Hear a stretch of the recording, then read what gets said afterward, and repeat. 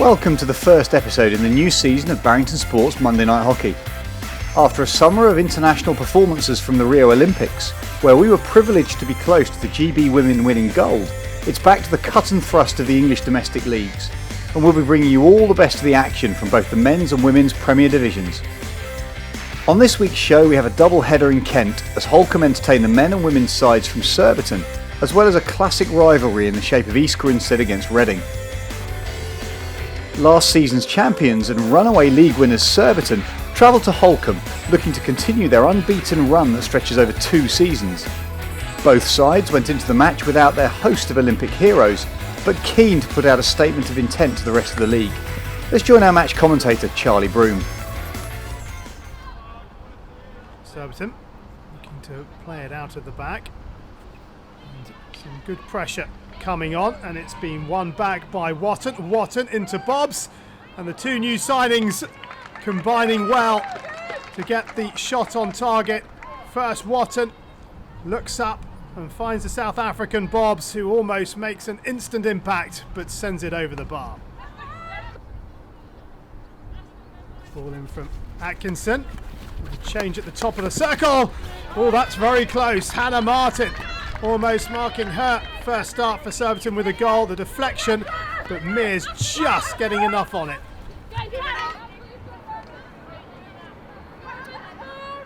So can Holcombe find a way to break this deadlock? This is Lucy Wood. Wood twisting one way and then the other.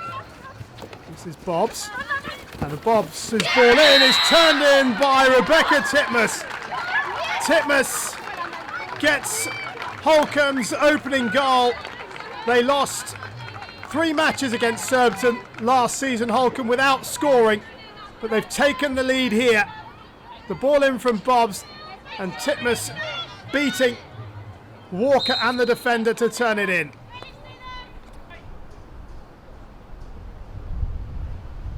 Penalty corner, it's changed at the top of the circle. Ball fired in from Sarah Page and deflected into the goal by Jo Hunter.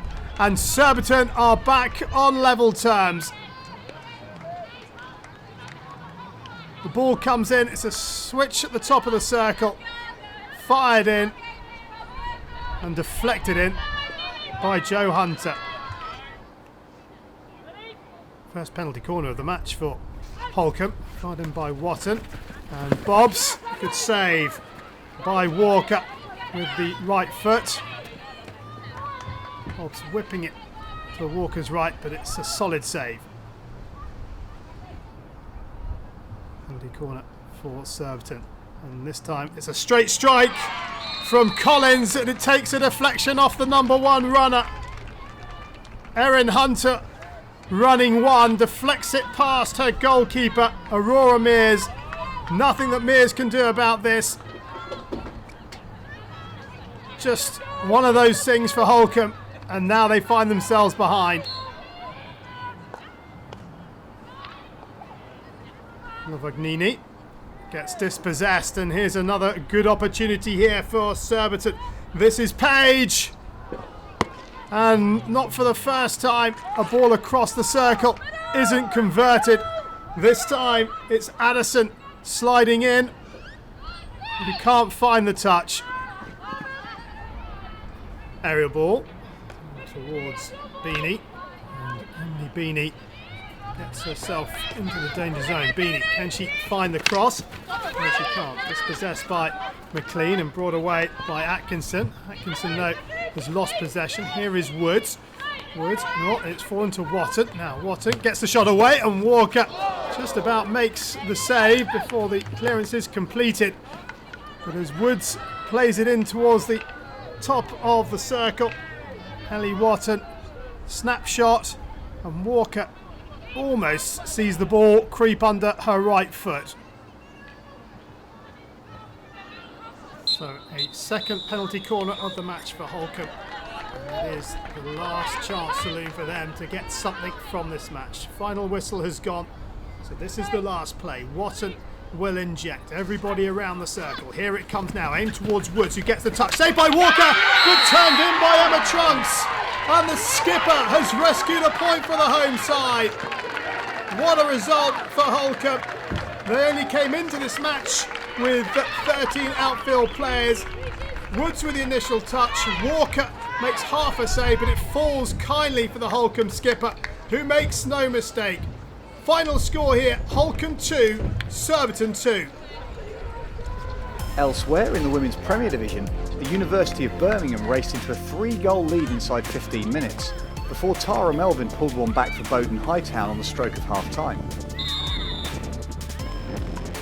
The second half was goalless before Amelia Andrews sealed the win for the home side with 10 minutes remaining. East Grinstead had a comfortable 2-0 victory at home to Reading, with goals from Burrell and Chapman. Clifton Robinsons, undoubtedly buoyed by the fact they signed Alex Danson, Great Britain's gold medalist, had a great opening day victory over Canterbury, sealing the victory with 2 goals in the last 5 minutes. Leicester and Slough played out a goalless draw.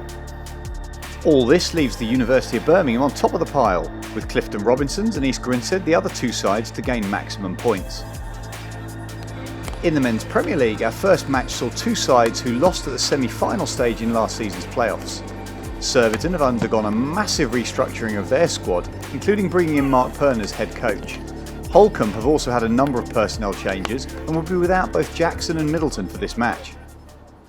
So penalty corner to Surbiton, and it comes, and that's a fine save by Pinner down to his right hand side. Saw it pretty much all the way. Did he get a deflection off the number 1 runner? Good save nevertheless. Aerial ball forward, finds Alan Forsyth, and Forsyth up against Fox. Forsyth thinking one way or the other, takes it to the air, still going Forsyth, lovely skill from Forsyth, oh it's gone in! It's been turned in by Nicholas Parks, but all the hard work done by Alan Forsyth down the right hand side, and 6 minutes in, Surbiton lead by a goal to 0. Here Forsyth shows his 3D skills, taking out Robinson as well as Fox, and as the ball ran into the centre of the circle, Parks turns it past Pinner.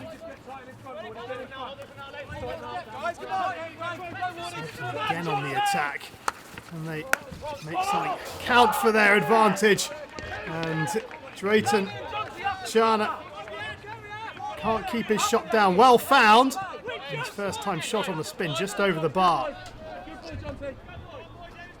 Here is Fox. That's a long ball forward, and well, looking for Ward. Gibson with half a touch. It's still Ward. Ward still going. Ward into the circle. It's gone in. It's gone in. I think there was a touch by Zach Wallace, was it, the defender? But it's gone to Sam Ward as the ball is crashed in here. Gibson almost caught by surprise. Doesn't get a full clean clearance. It falls to Ward. And as Ward plays it back across the goal, it gets a touch.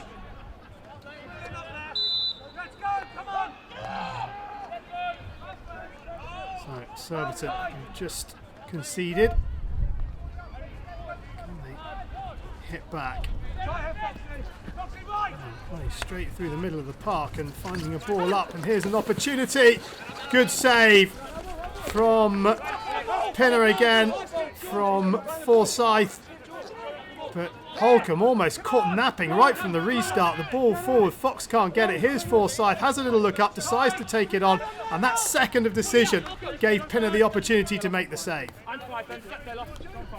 Here is Robinson. This is Trusser doing well, pulls the ball back. Here's an opportunity, and it's a goal. Gareth Andrew with a wonderful finish after a lovely run by Harry Trusser, and Holcombe have the lead. Trusser showing good skill like Forsyth down that right hand side in Surbiton's opening goal, but that's a cool finish from Andrew. Penalty corner in from Robinson. Here comes the flick, and it's been cleared by the number 1 runner, Parks. Still with Holcombe. Into the circle they come, and Ward! Oh, what a finish from Sam Ward! Spinning on a sixpence and smacking it past Harry Gibson. And Holcombe now have a 3-1 lead. As this ball comes in here, takes a little deflection, but such quick hand-eye coordination from Sam Ward. The aerial picked up by Creed. Brendan Creed with Rob Field for company. Goes on a little wobble up the middle. The reverse stick pass, and here is Males, and it's 3-2. Morgan Males gives Surbiton some hope. They've got 4 minutes in which to find the equaliser. Creed allowed to run far too far. Find Males, who beats Pinner. This is Prosser. Cut out and played up to Banderak.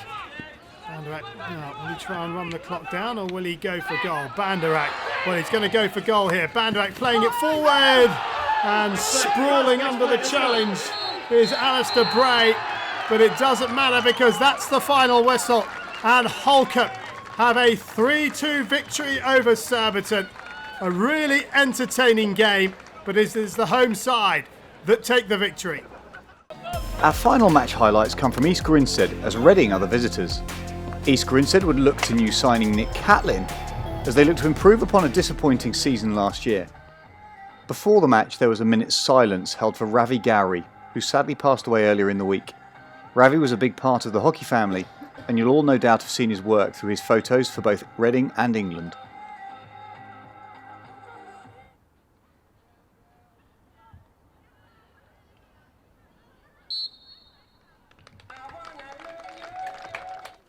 Penalty corner. Springham will inject, and here comes Mantell, good save, and Springham couldn't quite get on the end. Patrick Smith plunging down to his right hand side and onto the foot of Springham. Catlin shifts it to his left, and it comes, and all the way through, and scored by Sam Driver. 9 minutes into the new season, and East Grinstead have the lead. As the ball is fired in, it gets a little deflection, and it falls to Driver, who gives Alexander no chance. Here is Catlin again, who is dispossessed, and bringing it away is Shingles. Shingles still going. Lovely work from Dan Shingles. Dan Shingles, can he go all the way? Yes, he can. What a wonderful individual goal from Dan Shingles, the Reading captain. Picking it up in the midfield, he drove through the centre of the park, through the heart of the East Grinstead defence, and no one could get anywhere near him, and a fine finish to make it 1-1. EG looking for the first goal of this second half. This is Schenk. Schenk plays it back up to Catlin, who drives in that channel, and it's gone all the way through and into the goal, and the umpire has given the goal. Andy Piper celebrating, Reading saying they don't think he got a touch. The two umpires having a chat, and the decision from Bruce Bell is that it's no goal. On the replay, let's have a look. Catlin driving down that left channel, plays it in, gets a touch, looks like it's off a Reading stick, so you'd have to say that that is the right decision. Penalty corner, here it comes. Looking for the deflection, and a penalty stroke has been awarded. Johnny Gooch saying it's come off his stick, but Bruce Bell has given the penalty stroke. Faulkner, can he beat Alexander? No, he can't. Alexander with a wonderful save off to his left-hand side. Maintains parity. Another penalty corner for East Grinstead, and it comes. It goes to Catlin. Catlin! Oh, he's beaten Tommy Alexander. And restores East Grinstead's lead. Catlin against his former club makes it East Grinstead 2, Reading 1. He had ample of time. Alexander, I think, will be disappointed. Mantell. Across to Gooch. This is Shingles. Good reach to keep it in play by Springham. In it comes! And it's turned in on the far post by Edward Carson. Wonderful build-up from Reading. Springham full stretch to keep it alive, plays the ball across the circle, little skip takes it past the keeper, but Carson turns it in to level things up. Is there to be a winning goal here? No is the answer. That is the full-time whistle, and it's honours shared here at East Grinstead. East Grinstead 2, Reading 2. The visitors twice coming from behind to secure the draw. Loughborough Students' return to the Premier Division didn't go to plan as they lost at home to Beeston, with Mark Leghorn getting a brace for the visitors. Hampstead and Westminster's revolution started at a blistering pace as hat-tricks from Watt and Guys Brown saw off Canterbury by 7 goals to 2. And Simon Mantell scored twice on his Wimbledon debut as they beat Brooklands Manchester University by 4 goals to 1.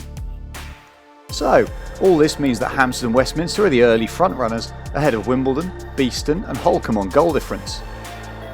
Join us next week for more action in another Barrington Sports Monday Night Hockey. Subscribe now to make sure you don't miss out, and head over to galvanisedhockey.com for even more video content.